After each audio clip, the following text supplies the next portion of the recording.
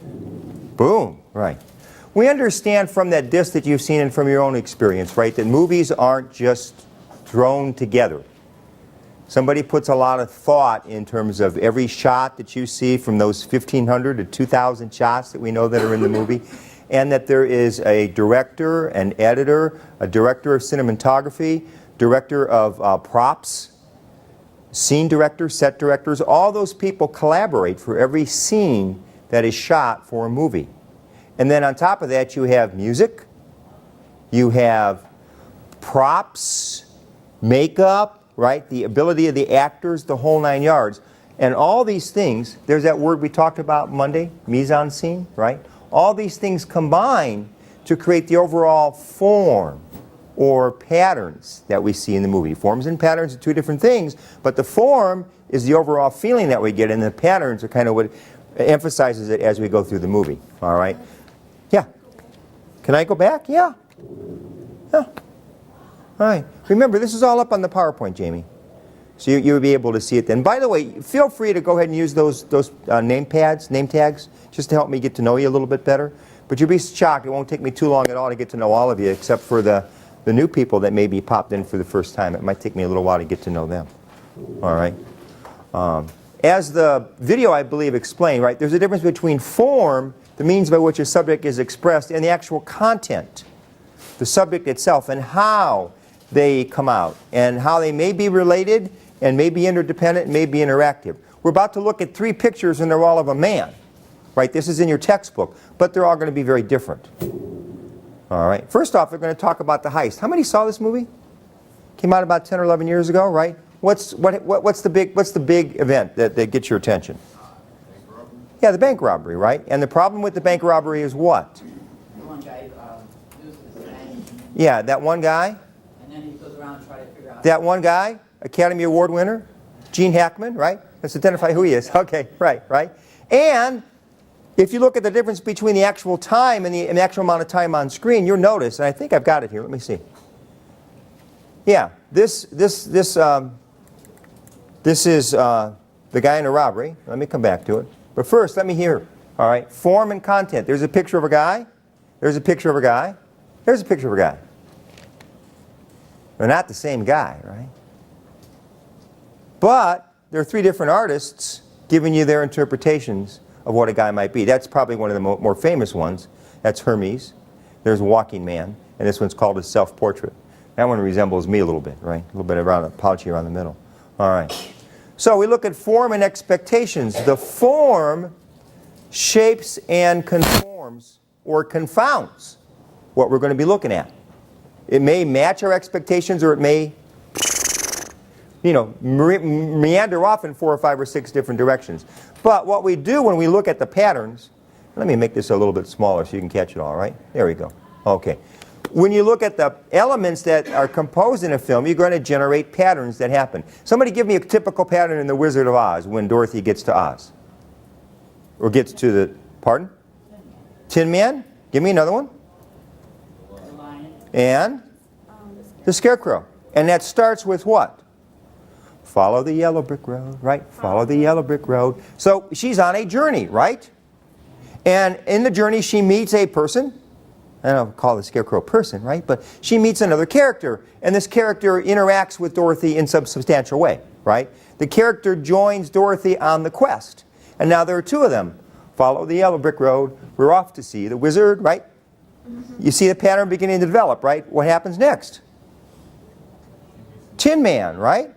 And then the 3 of them, blah, blah, blah. And then what happens next? Cowardly Lion. Yeah, that's the pattern that gets generated. Okay, we see this in movie after movie after movie. Not that same pattern, obviously, but you see the progression of that. You certainly see it in what we're going to see today. In The Searchers, which probably none of you, has anybody seen it? Almost nobody nowadays sees Westerns. But the main character that they've spent more than a year looking for is coming down the hill, right there. All right? And the guys don't even realize it. That's John Wayne. John Ford is the director. And a little note there says that one of the most important elements in this is the woman, and the shot is kind of, she's the smallest thing in the shot. She's coming down yelling and screaming, trying to get their attention. They have no idea, even though they've been spending all this time looking for her. And that's the pattern that Ford set up in this movie. The Searchers. Yeah. Did you know that in The Wizard of Oz, that when Dorothy goes to the Munchkins, somebody gets or hangs or something? Supposedly, that's one of those urban legends, I believe. Yes. There's 1,000,000,001 of them about that movie. And most of them aren't true. The one that is true is just kind of a little side. Anybody ever see the TV show called The Beverly Hillbillies? The guy who played Jed Clampett in that was the actual original Tin Man. Yeah, and he got poisoning because of all the makeup and everything that he put on. He almost died. So they substituted, I can't even remember Ray's last name, but they substituted a different guy for him. So, hey, what's a MacGuffin? Anybody familiar with that term? This is going to be fun. What's the Force? May the Force be with you. What's the Force? Power that Jedi have. Fast times acceleration. I love it. What's your name, Chad? That's good. Do we see the Force in the movie? Kind of. Not really. Yeah. It's an object or a device or a secret that seems to be important to the characters, but it really turns out to be something that's insignificant. Right? The Force really, as the movies go along, the Force doesn't play much in Star Wars, right? There's a little microfilm thing that everybody's looking for by the end of North by Northwest because there's spies involved. But you don't see this until fairly late in the movie, and it really turns out to be something insignificant. It's kind of a plot device, something that advances the plot, even though in and of itself it's really not that important to everybody else. It's important to some of the characters. All right? This is the one I wanted to do. All right? Expectations. I'm going to show you an opening for a movie that Orson Welles made in the late 1950s. And I'm sorry about this, Alan. If you want to hit pause, go ahead when I get there. But the thing about this I want you to realize, besides the fact that he does this phenomenally long take, this is all done with one camera. One camera, one shot. All right? But I want you to catch the expectations that we develop by what we see. And by the way, feel free to narrate, blurt out what you're seeing, because let's share with each other and figure this out, okay? What do you see? Timer. Old-fashioned egg timer. What do you think it's attached to? Bomb. Batteries and maybe a bomb, right? Looks something suspicious, right? So here's the guy, right? He went off camera. There we see a shadow.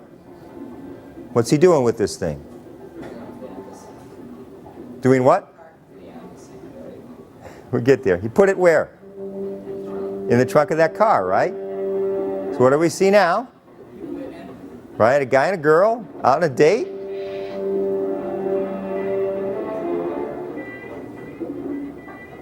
Notice the same camera, right? There's a car. Here it comes. Camera pulls back, right? We're at an intersection. You and I know something that nobody else knows, right? What's our expectation here?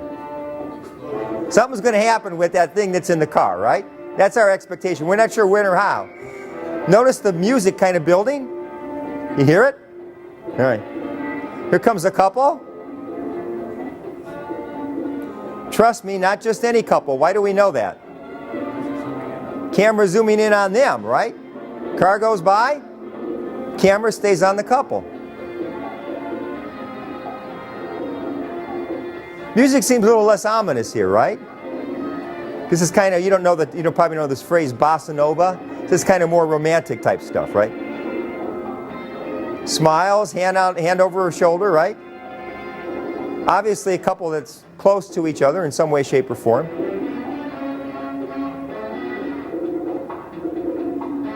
And there's a lot of activity in this town, right?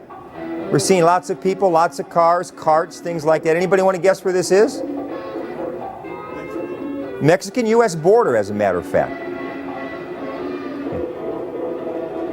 Notice the car, right? Are these two intertwined, do you think? What makes you say that?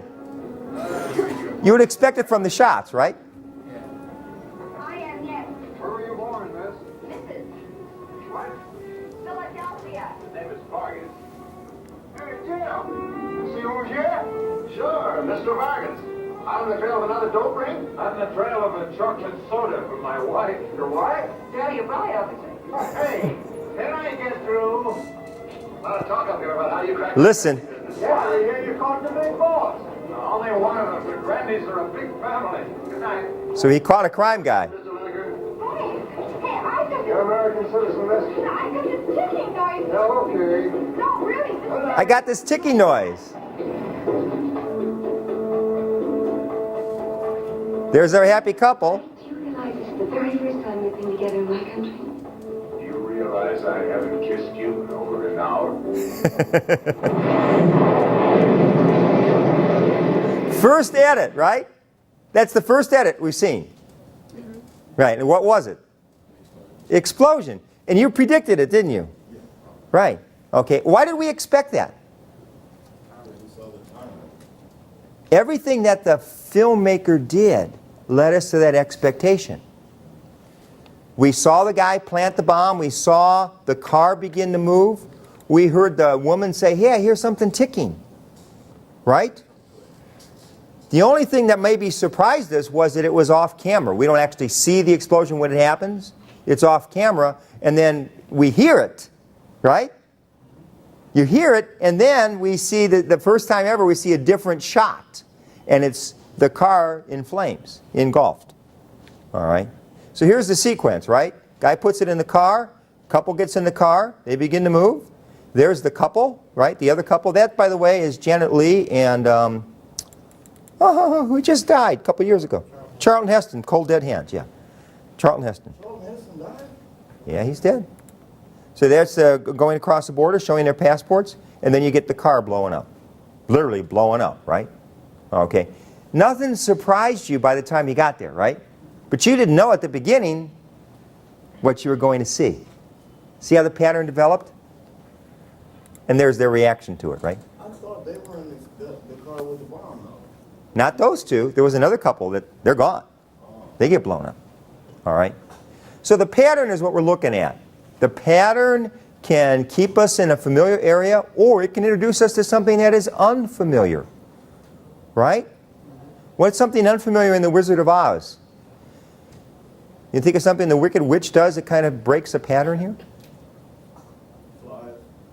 She sends the winged monkeys out. That would break a pattern. Yeah. Her little witch broom incident, Surrender Dorothy, written up in the sky. Right? Okay. You know. All right. When you repeat a pattern, what does it do? Makes it stronger, right? We're watching the movie and the Scarecrow joins Dorothy. Now they're marching along and they approach another character. What's kind of our expectation? They're going to stop and that second character will join. Then they approach a third character, right? By now you kind of got it. Yeah. All right. There are also non-narrative patterns. And these are kind of important because they're usually accompanied by close-up shots. Remember when we got inside Juno's head? All right. And what it does is it's creating a meaning or feeling from that character, or creating some relationship between that character and what's going to come next in the film. Some ways it can be done, right?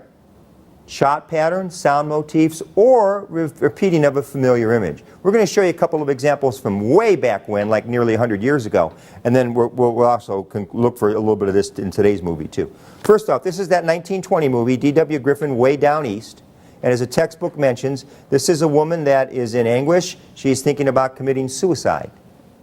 All right? And how is she going to do it? She's going to go over Niagara Falls. She's going to go over Niagara Falls. This is in Chapter 2 of your textbook. And what we're going to do is see the parallel between this and what goes on with a rescue for her. I'm not exactly sure where it is in your text because, like I said, I'm trying to break in the new one. But in my text, it's on page 43. And what it is, it's parallel editing because Richard Bartholomew is the actor who's actually going to go out on the ice and try to save her. And what you're getting is parallel edits. You see her, you see the ice, you see him, you see both of them on the ice. So you see her, you see the ice. The next shot is him and his reaction to seeing her on the ice. All right? And then the next shot, see the rescue going on? All right? So it's one after the other. And by the way, they actually shot this on the Connecticut River, And then they edited it with actual shots on Niagara Falls. So they put the actors in a less hazardous area, so to speak, and then put the two together. That's how they actually did it, okay? And they actually had hot tea, and they had to bring them back fine enough. But the idea is that the pattern became standard in all movie makers. All right, come up with the pattern, and you can make it happen. Here's another one. And I looked for this online, and I couldn't find it. It's a shame, because it really is a good example of parallel editing. How many of you have seen Silence of the Lambs? Several. Do you remember the scene near the end of the movie where Starling, the FBI agent, is knocking on a door where she thinks that there might be a suspect that's associated with the crime? And it turns out it's the actual criminal? Right? What's going on at that very same instant? The FBI has called her off the case. They said, hey, don't worry about it. We've got the guy. We're going to move in and we're going to capture him. And the way that the film director presents this is through the parallel editing process. When you watch the movie, what you see is the FBI raiding the wrong house. At the same instant, she's knocking on the door of the right one. So here's the FBI guy knocking at the door. And then the next scene we see is Jodie Foster showing her ID to the real bad guy. What's his name again? I can't remember, the butterfly guy. All right. There's the FBI SWAT guys crashing through the window where they think this guy is. And at the same time, there's Agent Starling talking to the criminal, to the murderer. All right. Parallel editing. Also want to make sure you understand a good way to advance narration is common shots. All right. I was talking about over-the-shoulder shots in the scene that we saw from last week from on Monday. Here's the same thing.